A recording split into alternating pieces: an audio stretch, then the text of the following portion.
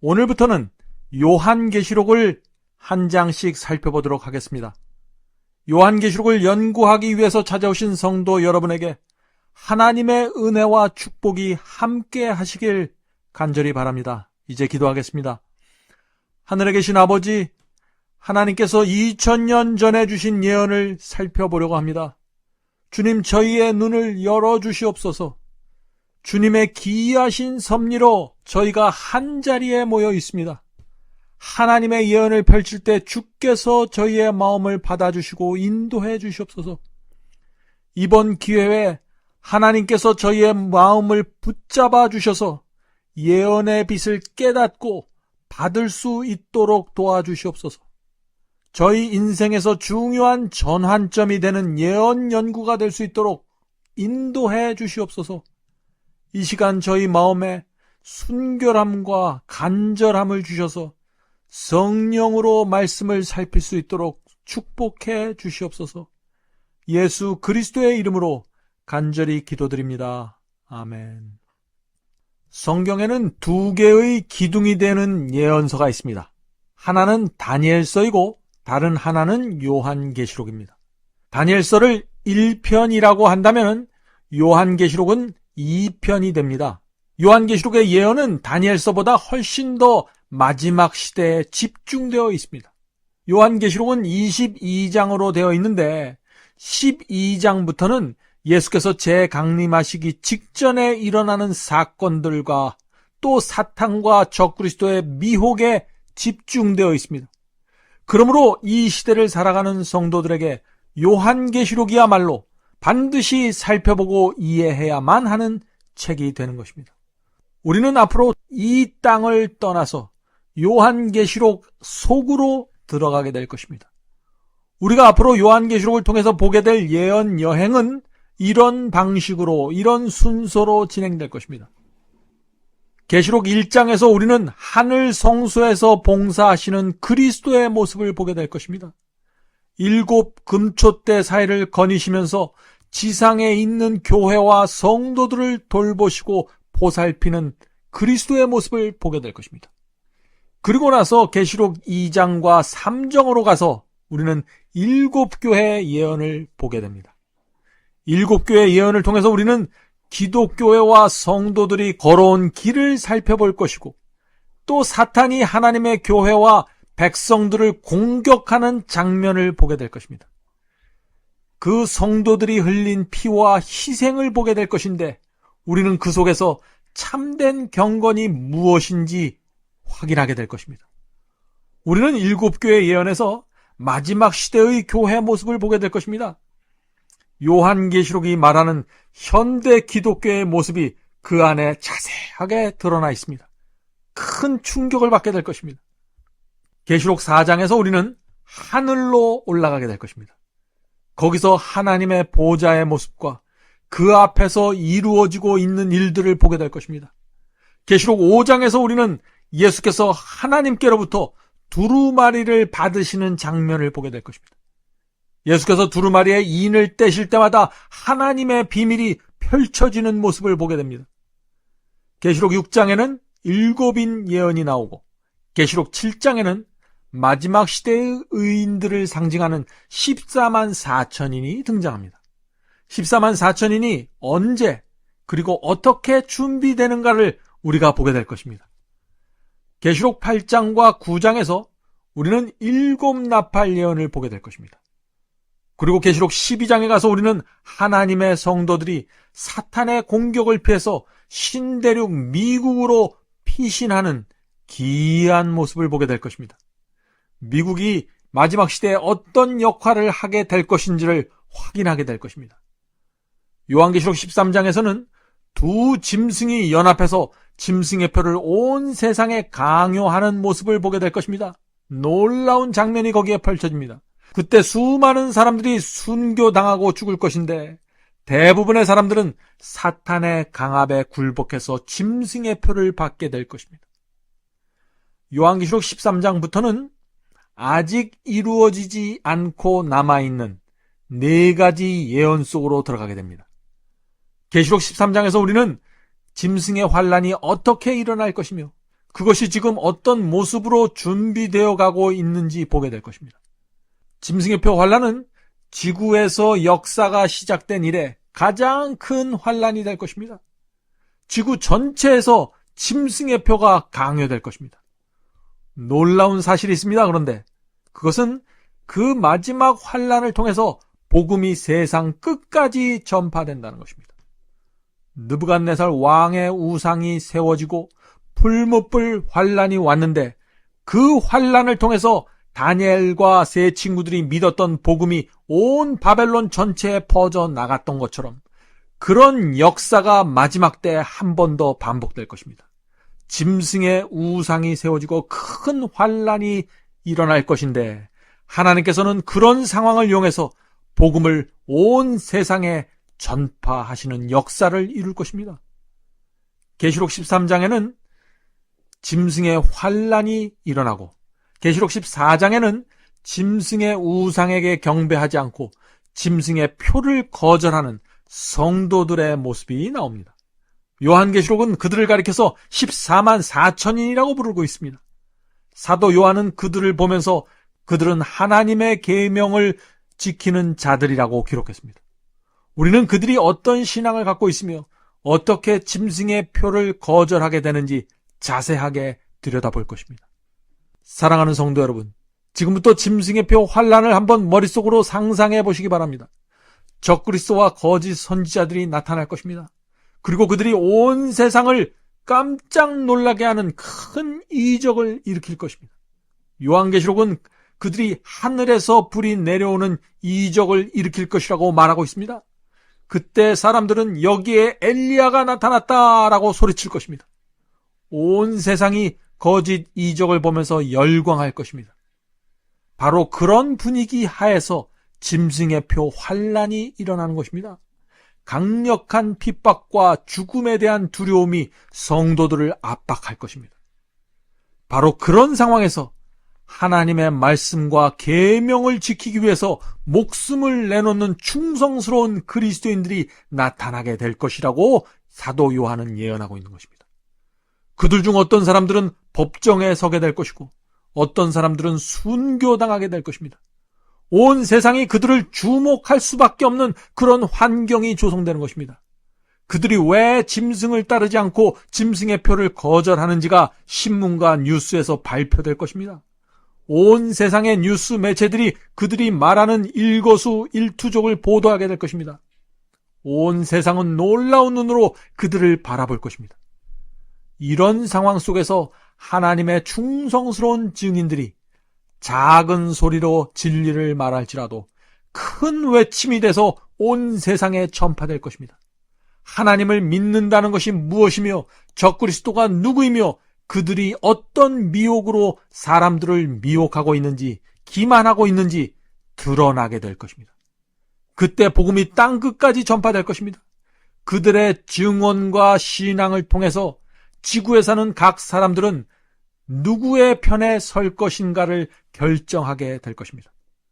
그때 지구에 사는 모든 사람들은 짐승의 표를 받든지 그것을 거절하든지 두 편 중 한 편에 서야만 할 것입니다.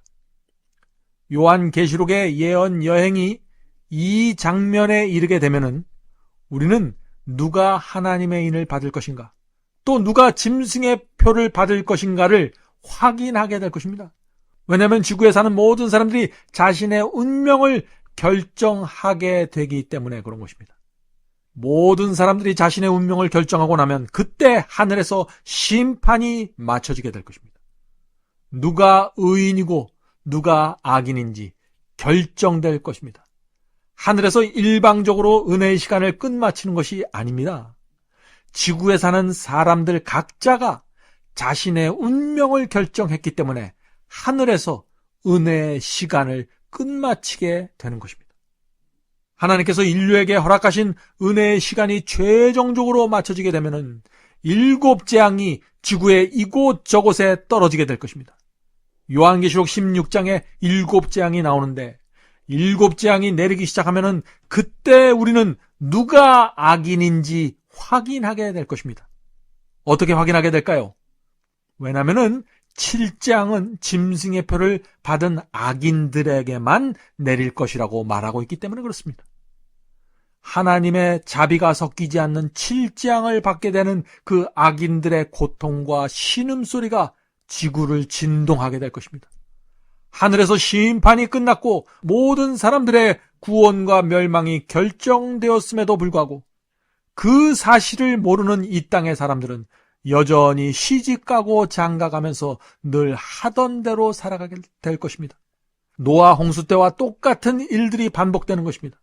노아 홍수 때에도 하나님께서는 홍수가 오기 전에 동물들이 쌍쌍이 방주 속으로 들어가는 마지막 징조를 보여주셨습니다. 그리고 나서 방주문이 닫혀졌습니다.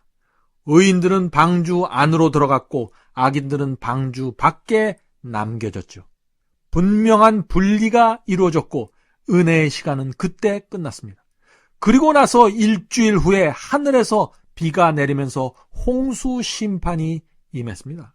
마찬가지입니다. 마지막 때도 이와 똑같은 일이 반복되는 것입니다. 먼저 짐승의 표를 통해서 각 사람이 자신의 운명을 결정하고 나면은 의인과 악인이 나눠지면서 은혜의 시간이 끝마쳐지게 되는 것입니다. 그런 다음에 7재앙의 심판이 악인들에게만 임하게 되는 것입니다. 7재앙 중에서 6번째 재앙이 있는데 그것이 바로 아마겟돈 전쟁입니다. 그때 전 세계에 있는 적그리스도 세력들이 성도들을 죽이기 위해서 연합하는 장면을 우리가 보게 될 것입니다. 아마겟돈 전쟁은 짐승의 표 환란의 클라이맥스가 될 것입니다. 요한계시록 19장에서 우리는 그리스도께서 흰 말을 탄 장군의 모습으로 재림하시는 장면을 보게 될 것입니다. 이 땅에서 아마겟돈 전쟁이 일어나서 성도들이 마지막 위기를 통과하고 있을 그 당시 예수께서 하늘을 가르시고 성도들을 구원하시는 것입니다. 참으로 드라마틱한 장면이 그때 벌어지는 것입니다. 7재앙으로 인해서 지구는 완전히 황폐해지게 될 것입니다. 지축을 흔드는 지진이 일어나고 산들과 섬들이 바다에 빠지는 대격변이 일어날 것인데 그때 예수께서 천천만만의 천사들과 함께 재강림하시는 것입니다. 우리는 그 놀라운 장면을 요한계시록에서 보게 될 것입니다. 무덤이 열리면서 수많은 의인들이 부활하는 장면을 보게 될 것입니다. 천사들이 죽었던 아기를 무덤에서 꺼내어 엄마의 품에 안겨줄 것입니다. 중세기 때 죽었던 성도들도 그때 부활해서 일어날 것입니다.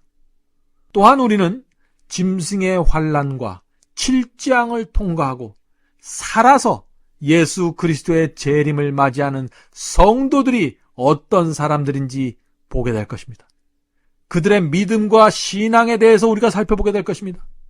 무덤에서 부활한 성도들과 죽음을 경험하지 않은 채 살아있는 성도들이 다 함께 공중에서 주님을 만나 하늘 예루살렘 성으로 귀환하는 놀라운 모습을 보게 될 것입니다. 그것은 요한계시록의 예언 여행에서 가장 영광스러운 장면이 될 것입니다. 그리고 나서 우리는 계시록 20장으로 넘어가게 됩니다. 요한계시록 20장부터 마지막 22장까지는 그리스도의 재림 이후의 사건들이 나옵니다. 계시록 20장에는 먼저 천년기가 나옵니다. 그리고 천국에 간 의인들이 하늘에서 무슨 일을 하는지가 거기에 나타나 있습니다. 악인들에게 유황불이 떨어지는 장면이 거기에 나와 있습니다. 그리고 이 땅으로 다시 내려오게 되는 새 예루살렘의 모습이 요한계시록에 나오는 것입니다. 우리는 그 모든 장면을 보게 될 것입니다. 요한계시록에 나오는 이 모든 예언의 장면을 본 사람은 결코 하나님께 대한 믿음을 잃어버릴 수 없을 것입니다.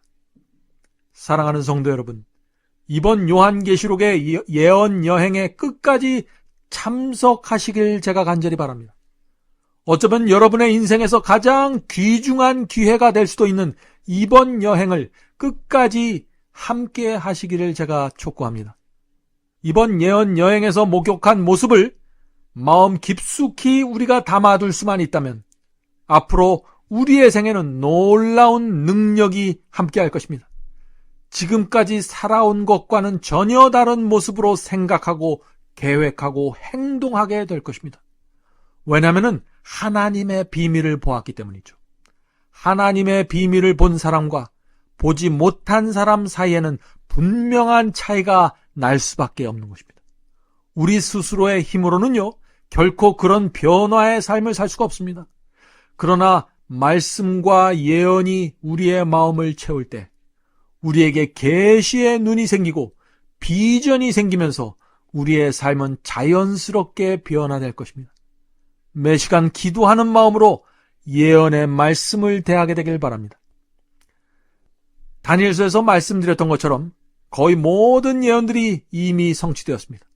이제 우리 앞에 남아있는 것은 짐승의 표 환란입니다. 그 다음에 7장이고 아마겟돈 전쟁이 나오고 마지막으로 그리스도의 재강림입니다. 이 네 가지 예언은 아주 순식간에 이루어질 것이라고 했습니다. 일단 짐승의 표 환란이 오면은 나머지 예언들은 꼬리를 물고 빨리 지나가게 될 것입니다. 중요한 사실은 짐승의 표 환란이 오면은 모든 사람들의 운명이 그때 결정된다는 것입니다. 짐승의 표를 받은 사람과 거절하는 사람으로 정확하게 나눠지게 될 것입니다. 그러므로 준비는 지금 이루어져야만 하는 것입니다. 지금은 마지막 환란을 통과하는 믿음을 준비해야 할 때인데 그 준비란 것은 무엇이냐 하면은 다니엘과 세 친구가 가지고 있던 그런 신앙을 갖는 데서 시작되는 것입니다. 말씀에 충성하는 신앙 말이죠. 제가 다니엘과 세 친구의 신앙을 강조하는 이유가 있는 것입니다. 왜냐하면 바로 그런 신앙이 환란 속에서 승리하는 신앙이기 때문에 그렇습니다. 오늘날 기독교에서 말하고 있는 여러 가지 복음들을 보십시오. 그런 복음과 그런 신앙으로는 지금 제가 말씀드리고 있는 이런 마지막 환란을 통과할 수 없는 것입니다. 그래서 하나님께서 다니엘서의 반을 그들의 신앙과 경험으로 채워 놓으신 것입니다. 요한계시록이 중요한 이유는 요한계시록 22장 중 절반 이상이 마지막 때를 위한 예언이기 때문에 그런 것입니다. 계시록 13장부터 마지막 22장까지 앞으로 이루어지게 될 마지막 네 가지 예언이 집중돼서 나오고 있는 것입니다. 아주 자세하게 기록되어 있습니다.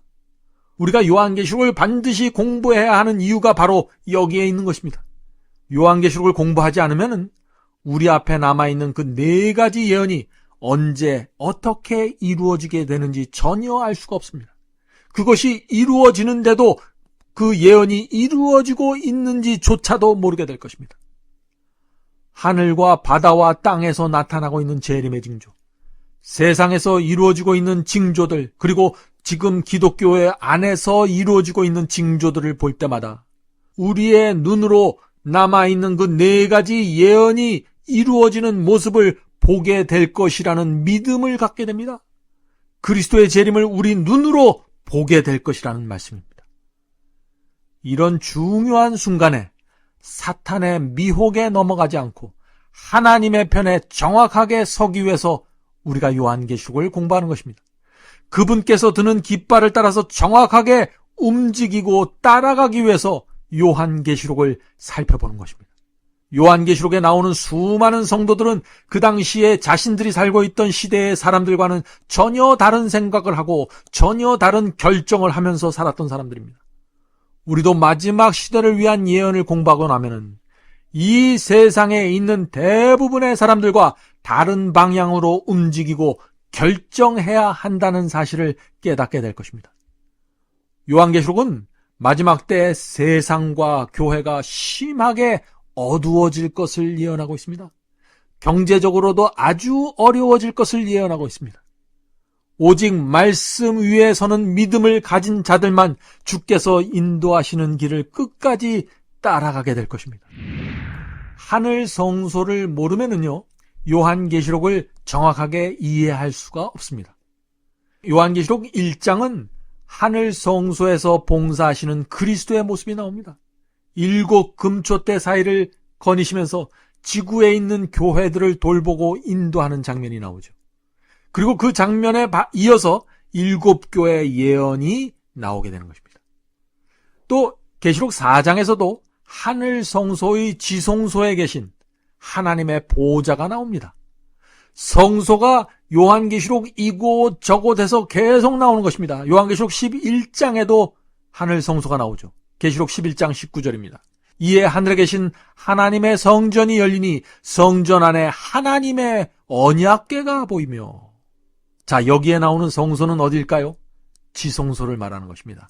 우리가 어떻게 그것을 알 수 있습니까? 사도 요한이 성소 안에서 언약궤를 보았다고 말했기 때문에 그렇습니다. 언약궤라는 것은 십계명이 담겨져 있는 법궤를 뜻하는 것입니다. 법궤는 지성소에 보관되어 있는 기구죠.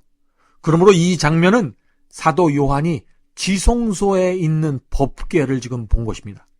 요한계시록의 이곳 저곳에 이처럼 하늘 성소의 모습이 나오는 것입니다. 요한계시록은 성소를 중심으로 이루어진 계시입니다. 오늘날 기독교에서 요한계시록에 대한 이해가 이토록 부족한 이유가 바로 여기에 있는 것입니다. 성소에 대한 빛을 가지고 있지 못하기 때문에 요한계시록을 체계 있게 이해할 수가 없는 것이죠. 성소를 알아야만 다니엘서와 요한계시록의 예언을 이해할 수 있는 것입니다. 우리가 그 사실을 다니엘서 8장에 나오는 그 2300일 예언에서도 우리가 확인했죠. 자, 그렇다면은 요한계시록의 하늘 성소의 장면이 이렇게 계속해서 나오는 이유가 무엇일까요? 하나님의 구속 사업이 성소에서 이루어지기 때문에 그렇습니다. 그래서 시편 기자가 이렇게 말했습니다. 주의 구원의 길이 성소에 있나이다 라고 했죠. 유대 민족에게 성소를 주신 이유는 다른 이유가 있는 것이 아니라 하나님의 구원이 어떻게 이루어지고 있는가를 보여주고 이해시키기 위해서 그들에게 성소를 주시고 지상 성소 봉사를 주신 것입니다. 그래서 하나님께서 모세에게 하늘 성소를 보여주시면서 지상 성소를 지으라고 했던 것입니다. 사도 바울은 히브리서에서 그 말씀을 했습니다. 히브리서 8장 5절입니다. 저희가 섬기는 것은, 이스라엘 백성들이 섬기는 그 성소는 하늘에 있는 것의 모형과 그림자라. 자, 유대 민족이 섬기던 성소는 모형이고 그림자라는 것입니다. 자, 모형과 그림자가 있다는 것은 무엇을 뜻하나요? 원형이 있다는 것을 뜻하죠. 그러므로 지상 성소는 그림자고 하늘 성소가 원형이라는 것입니다.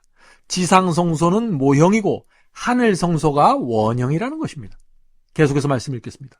하늘에 있는 것의 모형과 그림자라 모세가 장막을 지으려 할 때 지시하심을 얻음과 같으니 가라사대 삼가 모든 것을 산에서 네게 보이던 본을 쫓아 지으라 하셨느니라. 분명하죠? 모세에게 지상 성소를 지으라고 하신 이유가 무엇입니까? 하늘 성소에서 어떤 사역이 이루어지는가를 보여주기 위해서 지상 성소를 지은 것입니다. 지상 성소에서 양을 죽이고 피를 받아서 성소 휘장에 뿌리고 1년 마지막에 성소를 정결케 하는 그런 모든 예식들은 하늘 성소에서 그리스도께서 실제로 하시는 그 사역을 보여주는 모형이고 그림자라는 것입니다. 그래서 번제단은 그리스도의 십자가를 상징하는 모형이 되는 것입니다. 금촛대와 떡상이 있는 성소의 첫째가는 예수께서 하늘에서 중보하는 사역을 보여주는 그림자가 되는 것입니다. 그리고 법궤와 시은자가 있는 성소의 둘째 칸, 즉 지성소는 그리스도께서 심판 사역을 보여주는 모형이 되는 것입니다. 다니엘서 8장에서 나왔던 그 2300일 예언에서 우리가 살펴왔던 것처럼 지금은 하늘에서 그리스도의 심판이 진행되고 있는 시기입니다. 그래서 지금 이 시대를 가리켜서 지성소 시대라고 부를 수 있는 것입니다. 심판이 맞춰지면은 예수께서 재림하셔서 모든 민족을 양과 염소로 나누시면서 세상 역사를 끝마치게 되는 것입니다. 요한계시록도 병행구조로 기록되어 있습니다. 요한계시록에서 3번에 걸쳐서 하나님의 예언이 중복돼서 나옵니다. 다시 말해서 3번에 걸쳐서 사다리처럼 나란히 병행되는 예언이 나온다는 것입니다. 계시록 2장과 3장에 나오는 7교의 예언이 가장 기초가 되는 예언인데 그 기초 위에 6장에 나오는 7인이 나오고 또 8장과 9장에서는 7 나팔이 나오는 것입니다. 그러므로 7교회, 7인, 7 나팔은 모두 병행 구조로 되어 있습니다. 7교회, 7인, 7 나팔 모두 그리스도의 초림부터 재림까지의 역사를 7개의 기간으로 나누어서 예언하고 있는 것입니다. 하나님께서 비슷한 예언을 서로 다른 각도에서 보여줌으로써 하나님께서 주고자 하는 그 예언의 전체적인 장면을 우리에게 분명하게 제시해주고 있는 것입니다. 요한계시록은 로마 제국의 도미니티안 황제의 통치 말기에 기록됐습니다. 그때가 서기 96년도 경입니다. 사도 요한은 도미니티안 로마 황제가 그리스도인들을 핍박하는 그 무렵에 체포되었습니다. 로마 황제는 요한을 펄펄 끓는 기름 가마 속에 넣어 죽이려고 했지만 다니엘의 세 친구들을 살리셨던 하나님께서 사도 요한을 보호해 주셨습니다. 여기서 우리가 한 가지 생각해 볼 것이 있는데, 다른 사도들과 제자들은 모두 순교당했습니다. 사도 바울도 순교당했고 베드로도 순교당했습니다. 하나님께서 그들을 죽음에서 건져주지 않으셨습니다. 그러나 사도 요한은 기름가마 속에서도 보호해 주셨고 끝까지 살려주셨습니다. 왜 그랬을까요? 하나님께서는 사도 요한에게 시키실 마지막 임무가 남아 있었기 때문입니다. 요한계시록은 성경의 결론입니다. 모든 예언들이 요한계시록에 와서 맞춰지고 그 의미가 나타나고 분명해집니다. 하나님께서는 가장 중요한 하늘의 계시들을 요한에게 보여주고 그것을 기록으로 남기기 원하셨던 것입니다. 사탄은 요한을 죽이려고 애를 썼지만 그래서 도무지 죽일 수가 없었습니다. 결국 요한을 에게의 돌섬인 반모섬으로 유배시켰죠. 요한이 아무 일도 하지 못하게 막기 위해서 사람들을 접촉할 수 없는 반모섬으로 보낸 것입니다.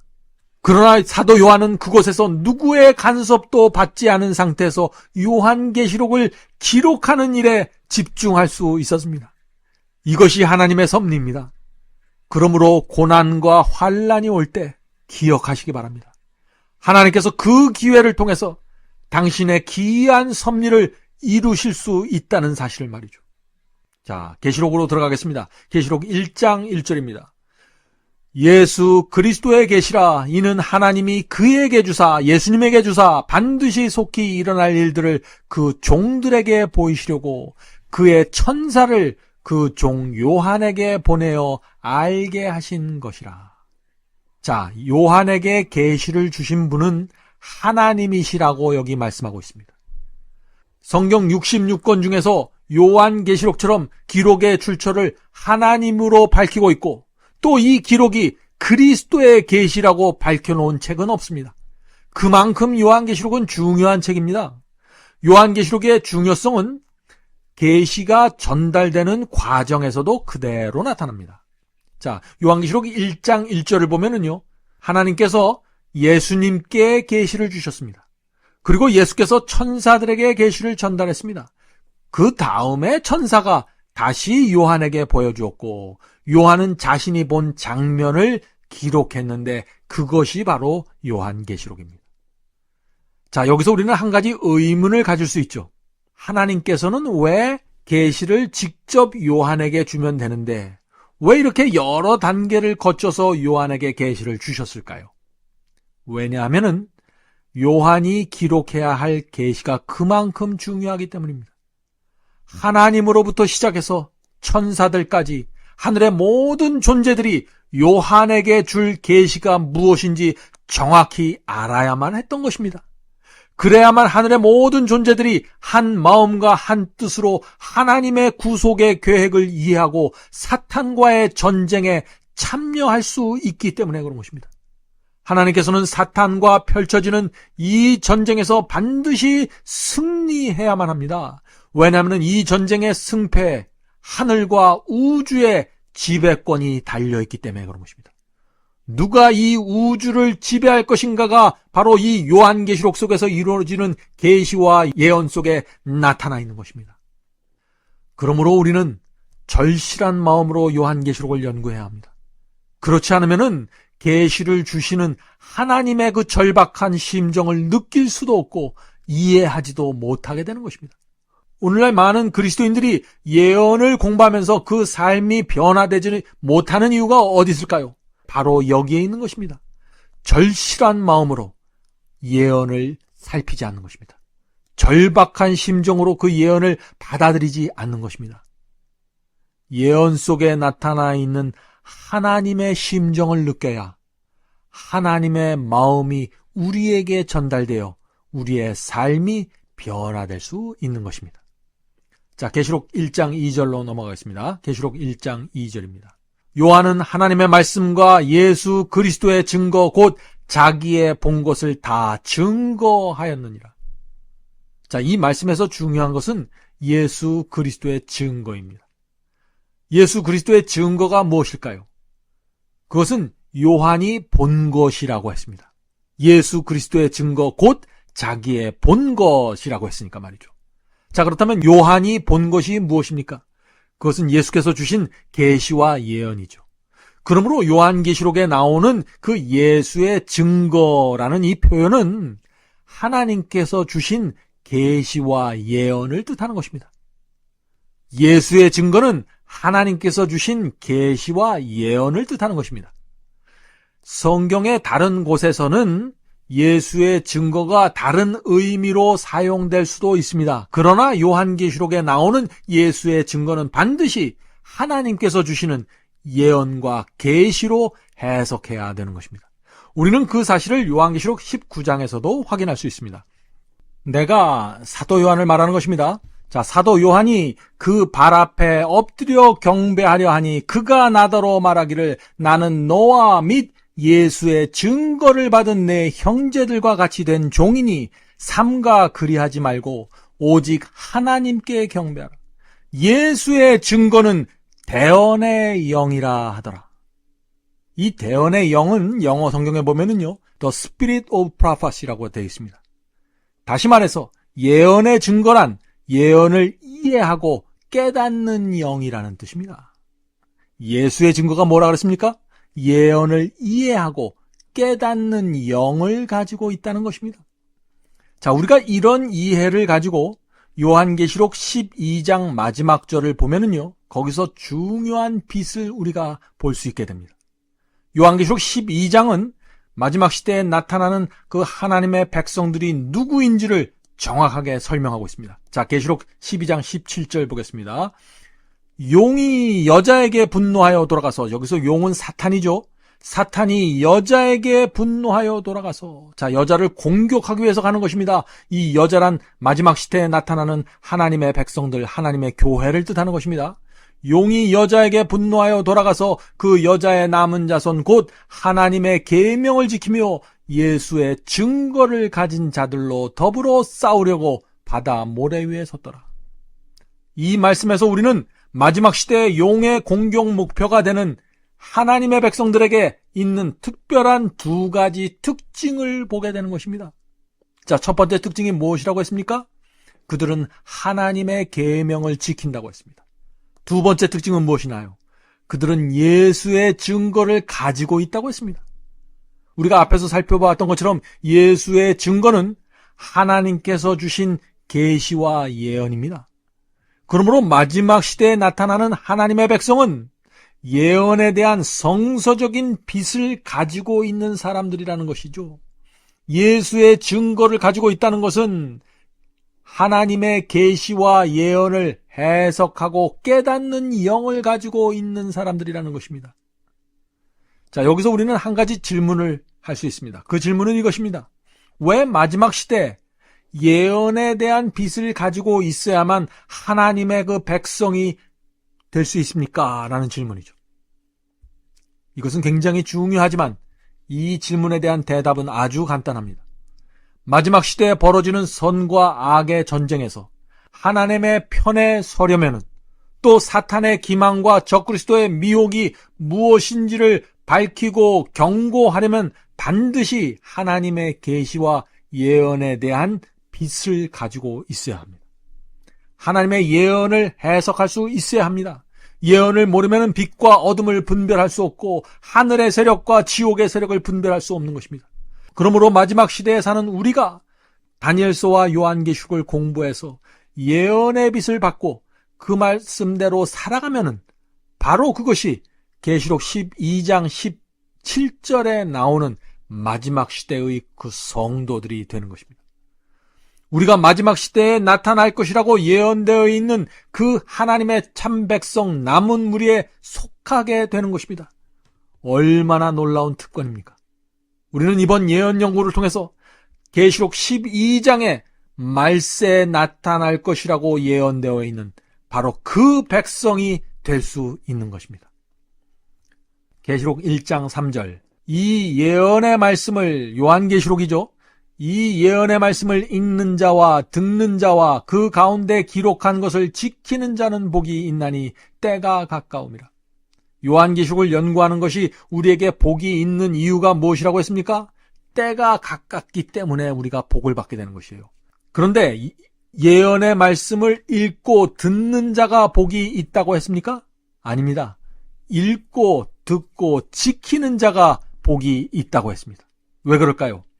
단지 지식이 머릿속에 남아있는 것은 아무 소용이 없습니다. 요한계시록의 그 예언의 말씀을 깨닫고 지켜야만 하나님께서 약속하신 그 복을 받게 되는 것이죠. 요한계시록이 기록된 서기 96년부터 지금까지 요한계시록을 읽고 듣고 지키는 사람들은 항상 하나님의 비밀을 깨닫는 복을 받아왔습니다.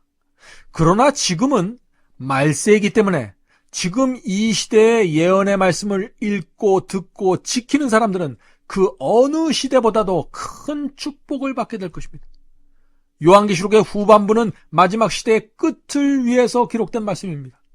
그러므로 1000년 전이나 500년 전에 요한계시록을 연구했던 사람들보다 지금 요한계시록을 읽고 듣고 지키는 사람들이 훨씬 더 구체적이고 실제적으로 악의 세력과 대항하고 구원을 받는데 도움을 받게 되는 것입니다.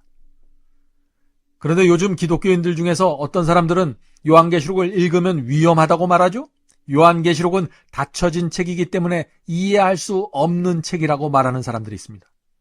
성도 여러분, 그런 말을 하면은요, 귀를 닫아야 합니다. 왜냐하면은 하나님께서 요한계시록을 열어서 읽고 듣고 지키라고 말씀하셨기 때문입니다. 요한계시록은 물론 아무나 이해할 수 있는 책은 아닙니다. 누가복음 8장 10절을 보겠습니다. 가라사대 하나님의 나라의 비밀을 아는 것이 너희에게는 허락되었으나 다른 사람에게는 비유로 하였나니 이는 저희가 보아도 보지 못하며 들어도 깨닫지 못하게 하려 함이니라. 계시록은 하나님의 비밀이 기록된 책입니다. 하나님의 비밀은 아무나 깨달을 수 있는 것이 아닙니다. 영적으로 거듭난 사람들만 이해할 수 있는 것입니다. 하나님께서는 예수 그리스도와 그분의 진리의 마음과 생애를 바친 성도들에게 마지막 시대의 비밀을 펼쳐서 보여주실 것입니다. 그리고 그들을 마지막 시대에 하나님께서 사용하시는 종들로 부르실 것입니다. 이제 기도하겠습니다. 하늘에 계신 아버지, 하나님께서 사탄의 미혹을 저에게 알려주시기 원하시는데 너무나 오랫동안 너무나 많은 사람들이 아무 생각 없이 살아가고 있습니다. 하나님께서 저희를 인도하고 계신데 저희는 주님의 인도하심을 모른 채 너무나 오랫동안 살아왔습니다. 주님, 이번 기회에 저에게 예언의 빛을 주셔서 주의 인도를 따라갈 수 있도록 도와주시옵소서. 이번 예언 연구를 통해서 저희의 신앙이 말씀 위에 서고 말씀으로 확인하는 신앙으로 성장할 수 있도록 은혜를 베풀어 주시옵소서. 예수 그리스도의 이름으로 간절히 기도드립니다. 아멘.